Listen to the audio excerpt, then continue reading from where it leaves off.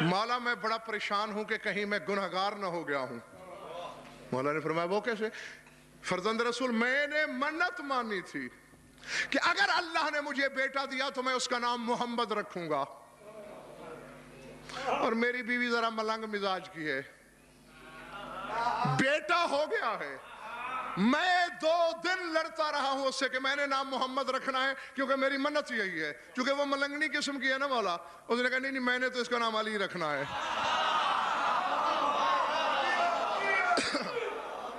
اب میں نے کہا اگر تو نے محمد نہ رکھنے دیا تو میں تمہیں گھر سے نکال دوں گا۔ اس نے کہا تو مجھے کیا نکالے گا، اگر تو نے مجھے علی نہ رکھنے دیا تو میں خود تیرے گھر سے نکل جاؤں گی۔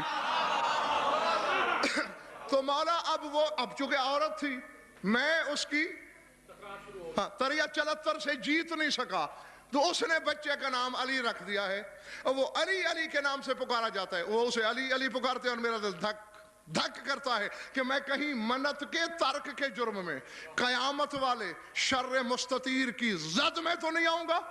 مولا نے تکیے کی ٹیک چھوڑ دیا اور مسکرا کے فرمایا اما تعلم ان محمدن ہوا علی و ان علی ہوا محمدن، تو جانتا نہیں محمد ہی علی ہے، علی ہی محمد ہے، ہمارا پہلا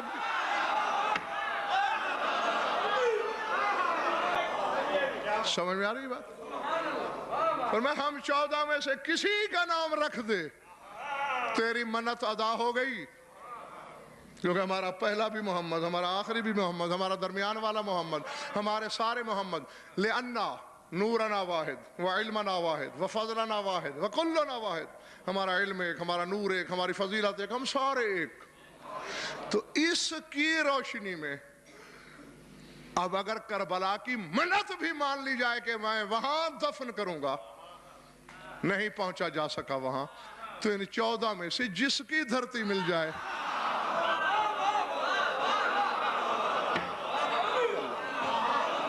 اللہ ہاں تو میں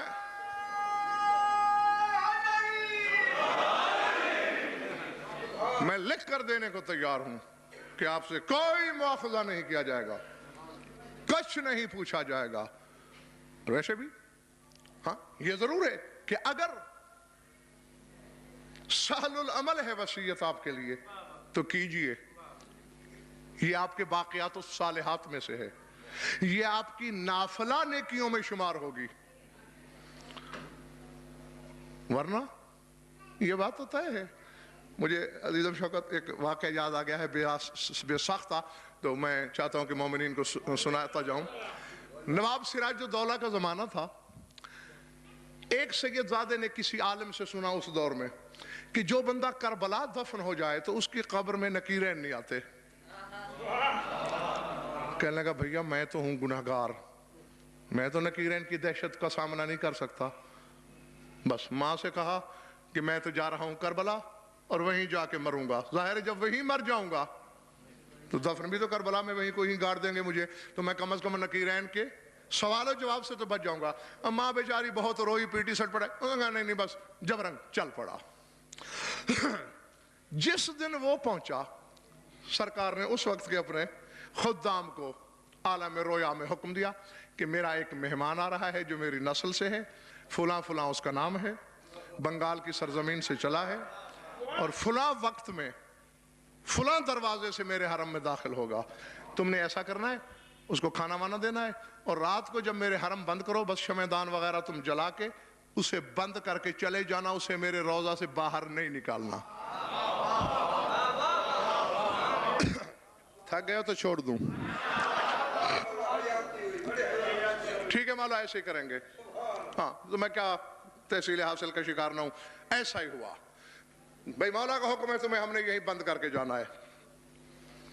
بیٹھا ہے اکیلا، اور چونکہ ایک زمانے کی بات ہے اس وقت یہ بجلیاں تو تھی نہیں، تھوڑی سی روشنی ہے، کچھ گھبرا بھی رہا ہے، جی دہل بھی رہا ہے۔ اچانک آہٹیں ابھری، کیا دیکھتا ہے؟ مولا کے حرم کی دیواریں تو دیکھی ہیں نا، ان کی اونچائی ہر زمانے میں یہی رہی ہے۔ مولا کے حرم کی دیواروں سے اونٹ ایسے اتر رہے ہیں جیسے دیوار سے مکوڑے اترتے ہیں، ہکا بکا ششدر حیران پریشان ہے، اونٹ جیسا جانور نہیں جی مکوڑا تو ایک تو وزن ہی نہیں ہوتا، پھر اس کی ٹانگیں ہوتی، وہ چشمہ کر کے اترتا ہے. یہ کس طرح اتر رہے ہیں؟ اور خالی بھی نہیں اتر رہے، لدے ہوئے. ہر اونٹ پہ 2 صندوق.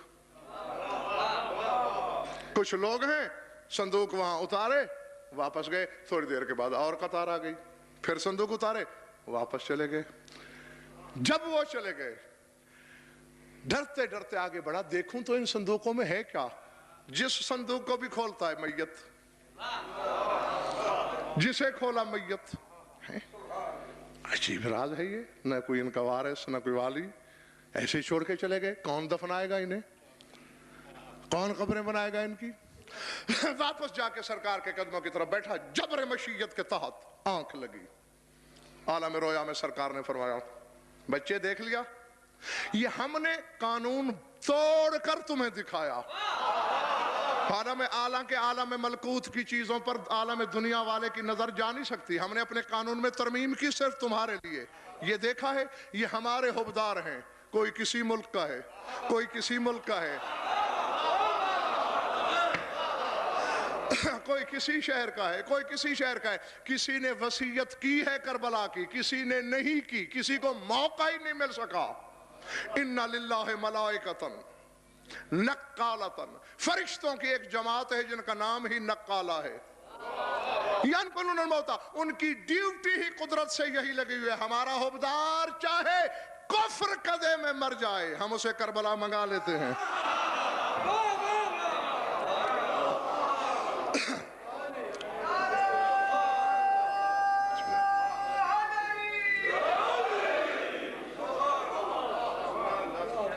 تمہاری ماں بیچاری پریشان ہے، وہ رو رہی ہے، واپس چلے جاؤ.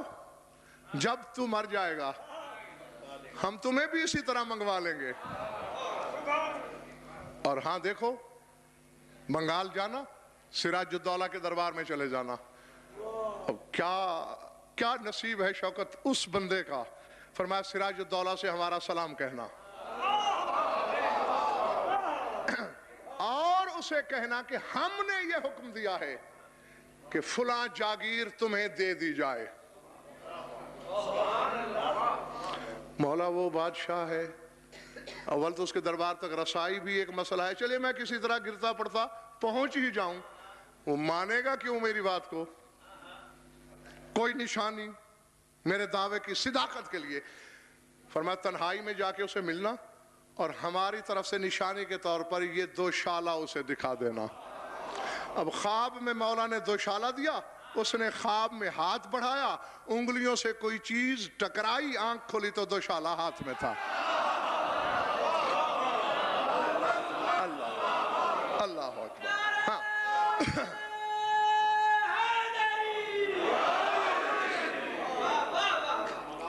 تک تو نہیں گئے دوست؟ دیکھا خواب کی صداقت پہ مزید یقین ہو گیا. طے مراحل کے بعد بنگال پہنچا، بڑی مشکل سے. بہرحال پھر لمبی کہانی ہے، میں وقت ضائع نہ کروں. کہا حضور مجھے تنہائی میں آپ سے کچھ کہنا ہے. مولا نے سلام کہا ہے آپ کو، اور ساتھ ہی فلاں جاگیر میرے نام منتقل کرنے کا حکم دیا ہے. حضور نے کہا جاگیر کی کیا بات ہے، پورے تخت و تاج کا مالک اکبر کا بابا ہے، وہ سارا اس کی جوتیوں پہ نچھاور کر سکتا ہوں، لیکن کوئی نشانی کوئی علامت؟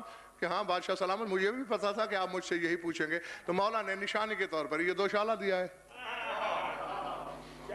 سراج الدولہ نے تالی بجائی. اس نے کہا 2 ننگی تلواروں والے اس سید زادے کو اپنی نگرانی میں رکھو. توہین نہیں کرنی، تلخ بات بھی نہیں کرنی، اونچی سانس بھی نہیں لینی، میری واپسی تک بس یہ زیر نگاہ ہے. وزیر حیران پریشان. بادشاہ سلامت وہ کیوں؟ ابھی تم ہاتھ چوم رہے تھے کہ مولا کے سلام لایا تلواروں کے پہرے میں. کہنے لگا وہ اس لیے کہ یہ 2 شالہ میں نے اپنی بہن کے میت پہ ڈالا تھا جسے میں نے بنگال میں دفنایا.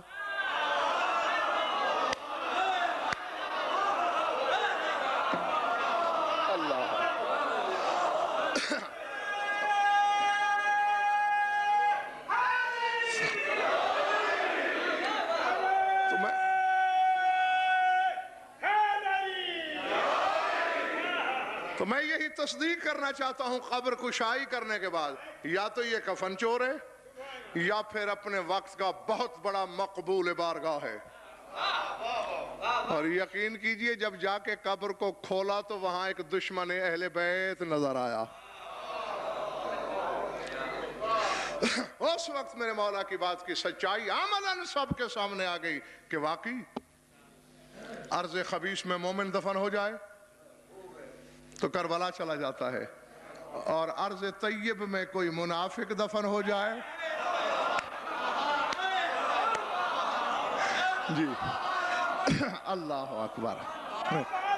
ہاں تو جو بھی ارض طیب میں دفن ہو جائے پھر وہ وہاں نہیں رہتا، تبدیل ہو جاتا ہے. تو مطلب یہ ہے کہ آپ کو دونوں صورتیں میں نے بتا دیں. نہیں کربلا ہو سکتے، حکومت کی طرف سے اجازت نہیں ملتی ہے، یا مصارف اتنے ہیں جو آپ کی قوت برداشت سے باہر ہیں، کسی معصوم کی ذریعہ تک اگر آپ کی رسائی ہے تو یوں سمجھ لیں کہ آپ اپنی منت سے، وصیت سے، حکم سے عہدہ برا ہو گئے. اور جو ایسا نہیں بھی کر سکتے انہیں اس لیے نہیں گھبرانا چاہیے، یا جو وصیت نہیں کرتے اس ڈر کے مارے کہ جی ہماری جائیداد تو ہی نہیں، ہمارے وارث تو اپنی روٹی بڑی مشکل سے پوری کرتے ہیں، تو ہمیں کربلا یا مشہد یا سامرہ کس طرح لے جائیں گے. بس اس یقین پہ تم مر جانا کہ ہم نے 14 کی ذات میں شک نہیں کیا.